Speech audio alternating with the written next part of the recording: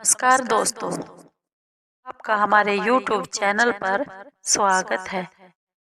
दोस्तों, सभी दर्शकों को हमारे YouTube चैनल की ओर से जय श्री कृष्णा।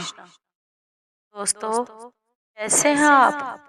उम्मीद है आप सब अच्छे होंगे। आइए आज की कहानी सुनते हैं। उससे पहले अगर आप हमारे YouTube चैनल पर नए हैं तो प्लीज चैनल को सब्सक्राइब कीजिए और बेल आइकॉन को जरूर दबाइए ताकि आप तक हमारे सभी नोटिफिकेशन पहुंचते रहे। दोस्तों, आज की कहानी बहुत ही प्यारी, प्रेरणादायक और ज्ञानप्रद कहानी है। आइए कहानी को शुरू करते हैं। एक बार की बात है, यमराज ने अपने यमदूतों को धरती लोक पर एक स्त्री की आत्मा को ले जाने के लिए भेजा। उनमें से एक यमदूत ने बहुत दया आई, क्योंकि उस स्त्री की दो छोटी छोटी बेटियां थी और दूसरे गणों ने उस स्त्री के प्राण उस स्त्री के शरीर से निकाल लिए। वे दोनों बेटियां बहुत रो रही थी, तड़प रही थी। एक बहुत रो रो कर सो गई और दूसरी फिर खेलने लगी।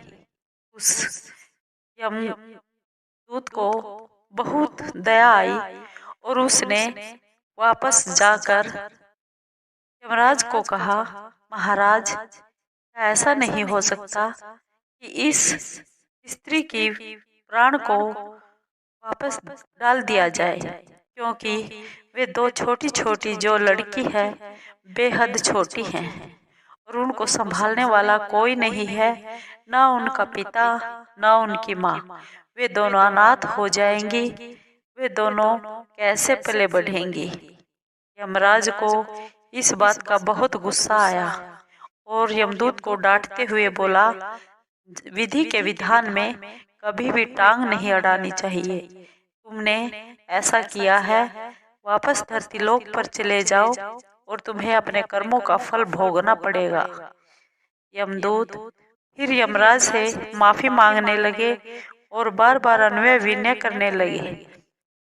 यमराज ने कहा, तुम धरती पर जाकर 3 बार गलती करोगे और अपनी गलती पर 3 बार हंसोगे तो फिर तुम्हें यमलोक वापस आना होगा। इससे पहले तुम वहीं धरती लोक पर ही अपने कर्मों का भोग भोगोगे। यमदूत धरती लोक पर आ गया और भिखारी का रूप धारण करके एक और बैठ गया। हाथ में कटोरा लिए हुए था और उसके पास से एक आदमी गुजरा। यह आदमी गरीब था, सर्दी का मौसम था। उस गरीब आदमी ने अपने पास 500 रुपये लेकर वह घर से आया था, जिससे कि भी अपने बच्चों के लिए वह कुछ कपड़े और कंबल ले जा सके। लेकिन उस भिखारी को उसने ठंड में ठिठुरते हुए देखा तो उस आदमी को बहुत दया आ गई और उससे बोला, मुझे खाने को चाहिए। भिखारी ने कहा हाँ। उसने कुछ पैसे उसको भिखारी को कटोरे में डाल दिए और वो कंबल उस भिखारी को दे दिया और फिर उस भिखारी से बोला। भिखारी जो यमदूत था वह उसे पहचान नहीं पाया। उसे बोला, तुम मेरे घर चलोगे? वह भिखारी बोला, हाँ, मैं तुम्हारे घर चलूंगा। क्या तुम मुझे खाने को रोटी दोगे? उसके बदले में मैं तुम्हारा कुछ न कुछ काम करता रहूंगा। वह आदमी उस भिखारी को अपने साथ ले आया और रास्ते में उसे यह समझाया कि मेरी घरवाली बहुत ही उद्दंड है और क्रोधी स्वभाव की है। वो मुझे बहुत डांटेगी, फटकारेगी और तुम्हें भी। तुम उसके आगे कुछ भी मत बोलना। भिखारी बोला, ठीक है। ऐसा कहकर वह अपने घर ले चला। जैसे ही वे घर पहुंचे, उस आदमी की पत्नी बोली, क्या तुम बच्चों के लिए कंबल और गर्म कपड़े लेकर आए हो? वह बोला, हाँ मैं लाया तो था, पर मुझे यह भिखारी ठंड में ठिठुरता हुआ मिल गया।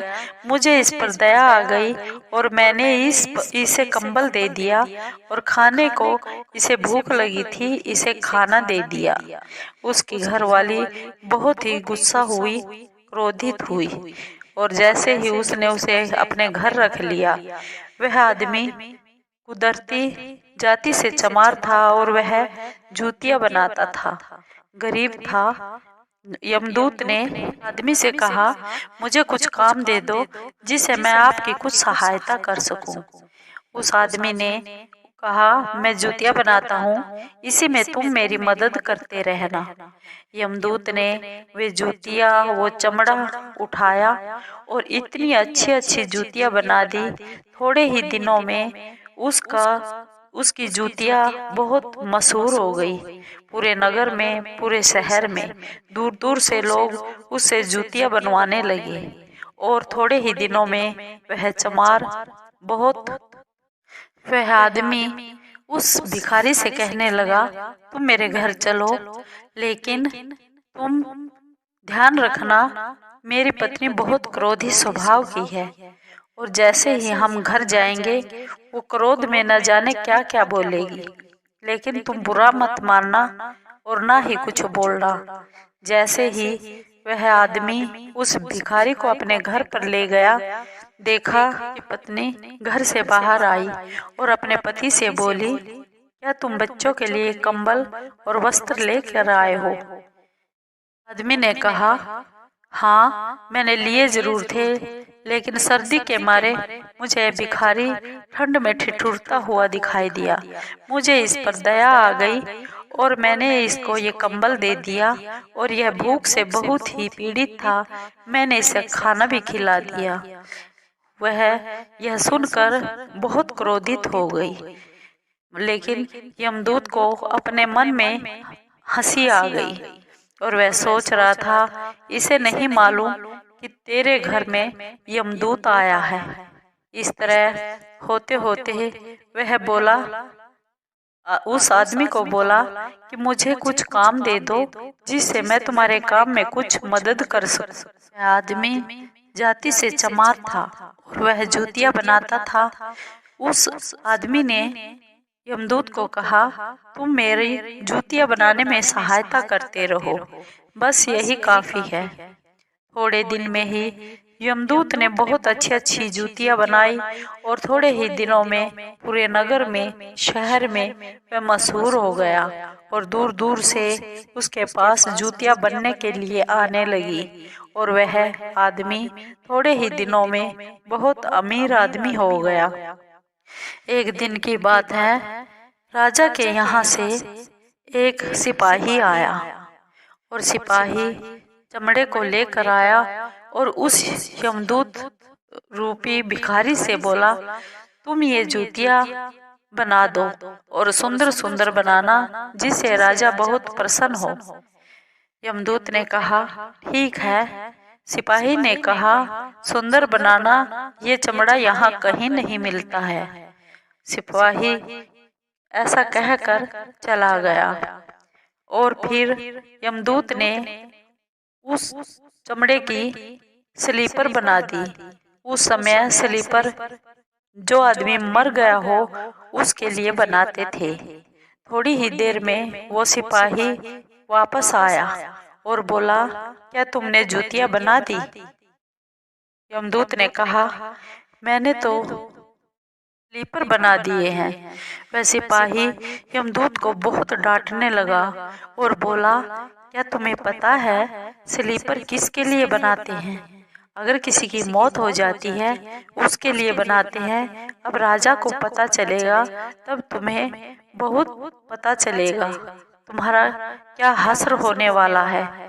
वह यह बात कहने ही वाला था, यमदूत मन ही मन हंसने लगा। उसने बाहर किसी को नहीं बताया। यमदूत दूसरी बार हंसा। थोड़ी ही देर में एक दूसरा सिपाही आया और आते ही सिपाही बोला, उस चमड़े की जूतियां मत बनाना, उस चमड़े की स्लीपर बनाना। यह कहकर वह चला गया। वो पहला सिपाही बहुत हैरान हो गया और वह भी वहां से चला गया। कुछ ही दिनों बाद एक औरत आई। उस औरत के साथ 2 लड़कियां भी थी। 2 लड़कियां युवावस्था में थी। वह औरत बोली, मेरी बेटियों के लिए सुंदर सुंदर जूतियां बनानी है। इनका विवाह है और इनके विवाह में मुझे दहेज में देनी है। यमदूत ने जब नजरें उठाकर देखा तो ये वही लड़कियां थी जो छोटी छोटी उस औरत की छाती पर से खेलती हुई उसने देखी थी, रोती हुई देखी थी, जिन पर वो दया करके ये कर्म की सजा भोग रहा था। वह औरत बोली, ये दोनों बेटियां अनाथ थी। इनकी माँ और इनके पिता गुजर चुके थे। मैंने इन पर दया कर दी क्योंकि मेरी भी कोई संतान नहीं थी। मैंने इन्हें अपनी बेटियों की तरह पाला पोसा बड़ा किया और आज इनके लिए बहुत अच्छे सुंदर योग्य वर ढूंढकर इनकी शादी करनी है। वह यमदूत मन में फिर हंसा अपनी गलती पर। वह औरत बोली कि जो भी मेरी धन दौलत है आज इन्हीं बेटियों को ही देनी है। वे सब धन दौलत की मालकिन होंगी। यमदूत को जैसे ही हंसी आई अपने मन में कि सच ही कहा है, जो होगा वो भी अच्छा होगा, जो हुआ है वो भी अच्छा हुआ है और जो हो रहा है वो भी अच्छा हो रहा है। कभी भी किसी के कर्म में विघ्न नहीं डालना चाहिए। कभी भी भगवान के कामों में बाधा नहीं डालनी चाहिए। भगवान सबसे न्याय करते हैं। यमदूत ने भी अपने कर्म की सजा भोग ली थी और वह 3 बार अपनी गलतियों पर हंस चुका था। फिर वह अपने यमलोक को वापस चला गया। आपको ये कहानी कैसी लगी? अगर आपको ये कहानी अच्छी लगी हो तो प्लीज लाइक कीजिए, शेयर कीजिए, सब्सक्राइब कीजिए। धन्यवाद।